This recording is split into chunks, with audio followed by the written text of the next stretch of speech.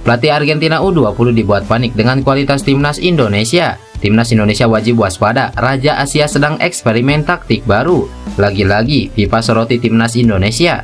Rencana naturalisasi Eliano Raiders bikin Jepang khawatir. Jadi, simak informasi selengkapnya sebagai berikut.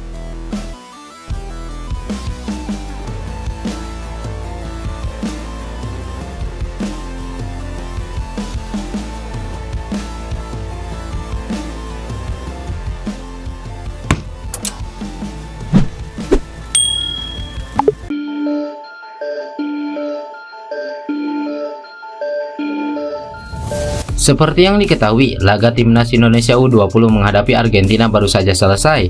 Duel yang berlangsung di Korea Selatan ini cukup menegangkan. Meski Argentina mendominasi pertandingan sejak awal babak pertama, timnas Indonesia bukan tanpa perlawanan. Mereka menunjukkan perkembangan yang sangat signifikan, walaupun tim yang dihadapi bukan tim sembarangan. Serangan-serangan Indonesia cukup membuat pelatih Argentina sesekali terlihat panik. Bagaimana bisa tim sekelas Argentina cukup bisa diimbangi timnas Indonesia U20?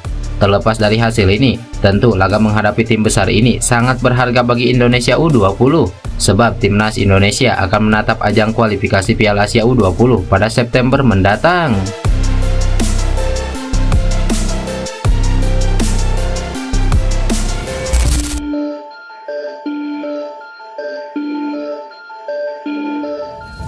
Pelatih timnas Jepang Hajime Moriyasu akan kembali melakukan eksperimen taktikal. Tentu ini jadi warning bagi timnas Indonesia. Seperti yang diketahui, Jepang masuk ke dalam grup C bersama Australia, Arab Saudi, Bahrain, Cina, dan timnas Indonesia. Laga perdana akan mempertemukan timnas Samurai Biru melawan Cina pada 5 September mendatang. Sinyal eksperimen taktik Jepang terjadi saat pertandingan melawan Suriah pada putaran kedua lalu. Mereka yang datang dengan formasi 3 back berubah menjadi 4 back. Selanjutnya, eksperimen akan terus dilakukan untuk menemukan komposisi yang tepat. Hajime Moriyasu menjelaskan pada Piala Asia 2023 lalu, taktik mereka sukses dibaca lawan. 3 pertandingan harus diselesaikan dengan 2 kemenangan saat melawan Vietnam dan timnas Indonesia. Samurai Biru harus tumbang saat berhadapan dengan Irak. Pada babak perempat besar, mereka sukses melewati Bahrain dan harus kalah pada perempat final melawan Iran. Performa mereka langsung mendapatkan kritikan tajam sejak saat itu.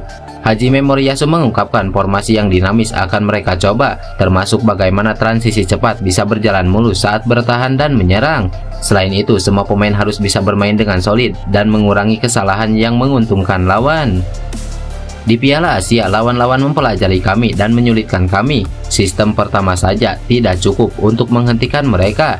Dari sana, bagaimana kami dapat mengubah dan mengeluarkan kekuatan kami dalam menyerang dan bertahan. Kami berpikir tentang bagaimana kami dapat memaksimalkan kekuatan kami sebagai sebuah tim, bagaimana kami dapat berfungsi sebagai sebuah grup dengan kemampuan individu, serta kemampuan individu dan kolektif kami. Jelas Hajime Moriyasu.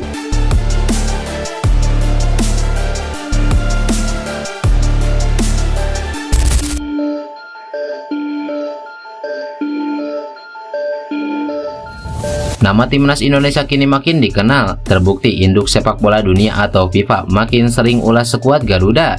Dalam beberapa tahun terakhir, perubahan besar sangat terlihat jelas di timnas Indonesia, khususnya selama dilatih oleh Sintayong. Sejak datang tahun 2020 lalu, kehadiran Sintayong memang sukses membuat perubahan buat timnas Indonesia. Imbas dari pencapaian tersebut, nama timnas Indonesia pun mulai mendapatkan sorotan dari media luar termasuk FIFA. Tak tanggung-tanggung, laman resmi FIFA kerap kali memberikan ulasan terkait performa timnas Indonesia.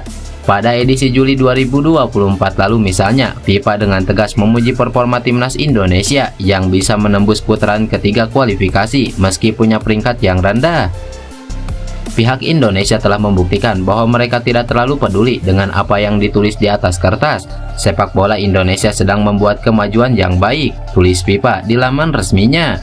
Selain performa tim, FIFA juga menyoroti para penggawa timnas Indonesia. Teranyar, akun media sosial Instagram resmi FIFA mengulas keberhasilan JIJ sebagai pesepak bola pertama Indonesia yang mampu debut di kasta teratas Liga Italia.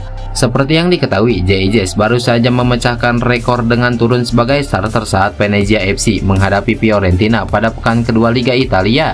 Dengan atensi yang cukup besar dari FIFA tersebut, jelas jadi tanda buat timnas Indonesia bahwa mereka saat ini bukan lagi tim penghibur di Asia. Sorotan dari FIFA menjadi bukti bahwa timnas Indonesia tengah merangkak maju dan berhasrat untuk cetak rekor dengan tampil di Piala Dunia perdana sepanjang sejarah.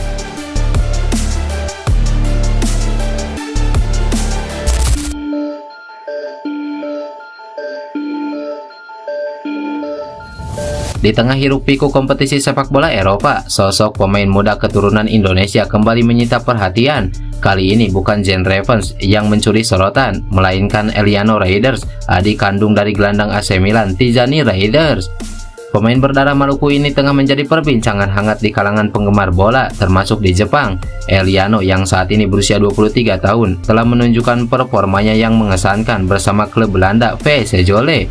Musim lalu menjadi bukti keseriusannya dalam mengembangkan karir dengan torehan 3 gol dan 1 assist dalam 32 penampilan di Eredivisie. Kemampuannya yang versatile, mampu bermain sebagai sayap kiri maupun gelandang tengah, menjadikannya aset berharga bagi timnya.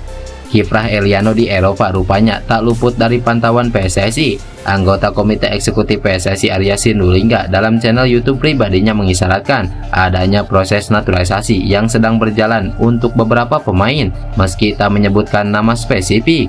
Berita naturalisasi Eliano Reyders tentu menggemparkan media Jepang Football Channel. Mereka menyoroti potensi Eliano Reyders sebagai ancaman bagi tim nasional Jepang di masa depan jika ia benar-benar bergabung dengan skuad Garuda. Kekhawatiran ini bukan tanpa alasan, mengingat Indonesia dan Jepang tergabung dalam grup C kualifikasi Piala Dunia. Tentu saja waktu yang tersisa ini menjadi momen krusial bagi PSSI untuk merampungkan proses naturalisasi jika memang Eliano masuk dalam daftar incaran.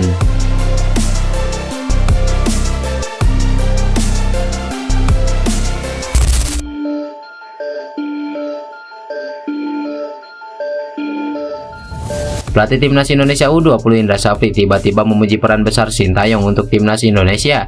Pujian itu disampaikan oleh Indra Syafri sebelum mengawal Timnas Indonesia U20 tampil di Seoul on US Cup 2024. Indra mengatakan Sintayong merupakan sosok yang berperan besar dalam perkembangan sepak bola Indonesia. Sebagai mantan Direktur Teknik Timnas Indonesia, Indra bersyukur bisa bekerja sama dengan pelatih asal Korea Selatan itu.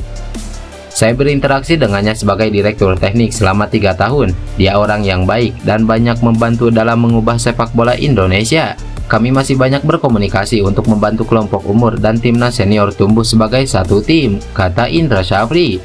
Indra Syafri sendiri saat ini berfokus untuk mengembangkan Timnas Indonesia U20. Seperti yang diketahui, Timnas Indonesia U20 saat ini sedang mengikuti mini turnamen di Korea.